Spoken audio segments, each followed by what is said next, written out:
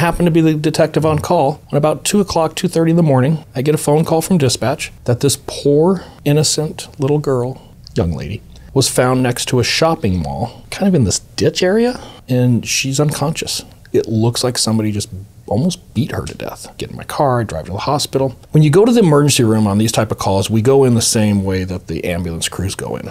So I'm going in, and typically I would make contact at the front desk just to find out, hey, I'm here from the police department. When I get to the front desk, I can hear this screaming little banshee in the background just cussing up a storm at everybody, telling them all to go screw themselves, using very colorful adjectives.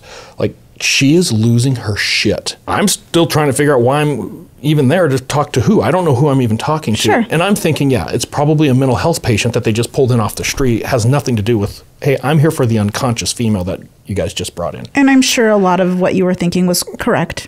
And the lady behind the desk tells me, oh no, you hear that lady down there? And I'm just like, yes, what is going on? And she's like, that's yours. She's a real peach. She's a real peach. So I go down the hallway, and sure enough, she is denying medical treatment against the doctor's advice, and she's telling the doctors to go screw themselves because they're trying to convince her to stay for at least a CAT scan or x-rays or something, and she wants nothing to do with it. And as soon as I walk around the corner, and I'm in plain clothes, but I have like my badge and my gun, obviously. You're easily identifiable as a detective. As soon as she sees me, she loses her shit, starts cussing me out. And I haven't even said what my name is yet. And get out of here, I don't want anything to do with you. And cussing, it was pretty. So did you say, okay, thanks, good night? Well, I tried to explain, we got this call. I was told you're a victim. I'm here to take a report, and she tells me she doesn't know what the hell I'm talking about, and she doesn't want to talk to me, and she just wants to go home. And they eventually are going to release her. She refuses to make any type of report, and she moves on. Now, there's report takers and there's investigators. Okay. In this particular incident, I was a report taker. I don't know what the hell is going on. I don't know what's up with this chick. But at the same point, I'm a little concerned this could come back somehow to some type of bigger incident. So you were able to obtain her identifying information? The hospital had it when they do the transportation. So I got all of that information, and I just simply write an information report saying on this date and this time, I was called for this reason. I made contact. She told me to go screw myself. So I went and screwed myself. Like, I'm out, right? End of story.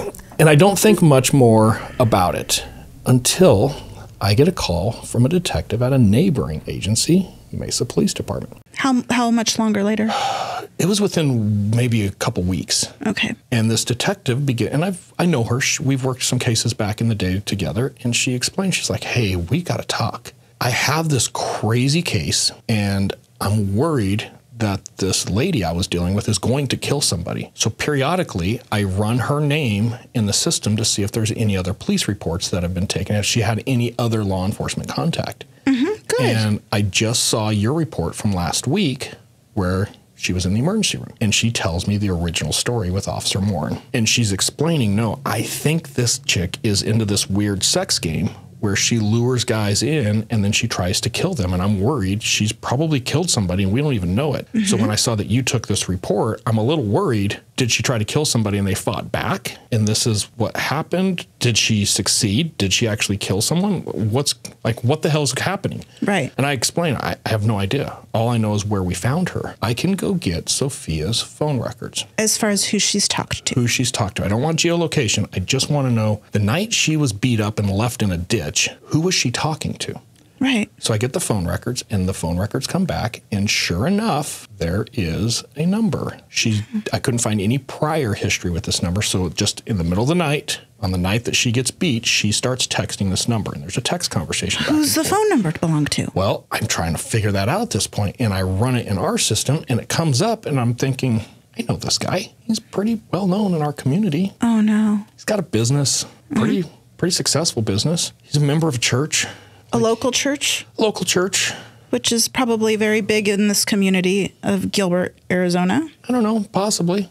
Okay. And I'm starting to wonder, did she kill him? Okay. We should probably go check on this guy. A welfare check. So I find his address. So we drive out there. It's maybe dinner time, 6 o'clock, by the time we figure everything out. And I knock on the door, and he answers. Immediately pushes me back. Please, let's go outside to talk. Shuts the door behind him as fast as he can. His family is inside. And he walks us over in front of the garage. It's interesting because before I can say anything, he explains to me, I've thought about calling you multiple times. I know why you guys are here. And you hadn't said anything at this point? I haven't said a word. He starts to explain that, hey, about 3 weeks ago, my wife and kids went to visit her sister. They were gone for about a week, and a buddy of mine at work told me about this website. It's like a dating website, but for sexual hookups. There's this chat room, and I was chatting with a few women in that chat room, and I met this really nice, what appeared to be this really nice lady, and she asked if we wanted to hook up. And I was like, yeah. Okay. But I've never done this before, and I kind of felt like she was a prostitute. And I was wondering, maybe I'm just getting set up. So I'm worried she's going to rob me, or is she going to come over, we have sex, and then she wants to have a bunch of money? Or her pimp is going to somehow rob him down the road? Yeah, so he wants to meet her, but he's really hinked up about how this works. Right. And it seemed too easy. It was too good to be true, right? So they decide to meet at this little coffee shop down from his house. He's going to pick her up there and bring her back to his house. He's going to drive through his neighborhood, risking neighbors seeing her in the car. Well, with that him? made more sense than allowing her to drive over and neighbors seeing the vehicle knowing his wife is gone. So he meets her at the coffee shop, and immediately, of course, the first thing he thinks is, wow, she's really pretty. Oh.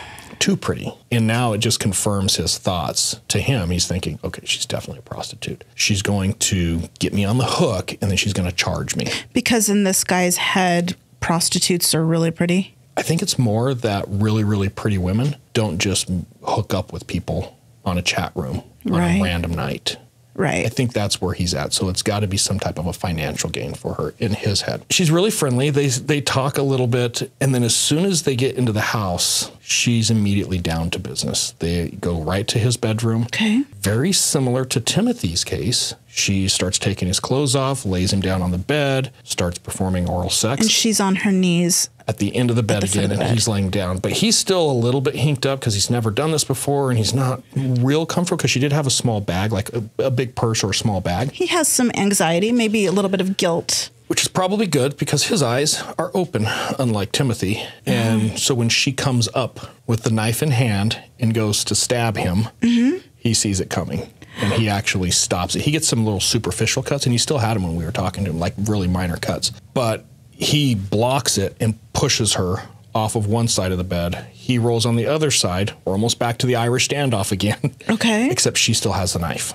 Okay, so he wasn't able to get the knife away. He was able to keep her from stabbing him, but she jumped off with the knife before. Okay. He keeps a bat next to his bed, a baseball bat. Oh. So this Irish standoff is going to end with him arming himself with the bat. And then as she comes at him a second time, he lets her have it. He Babe Ruths the shit out of her.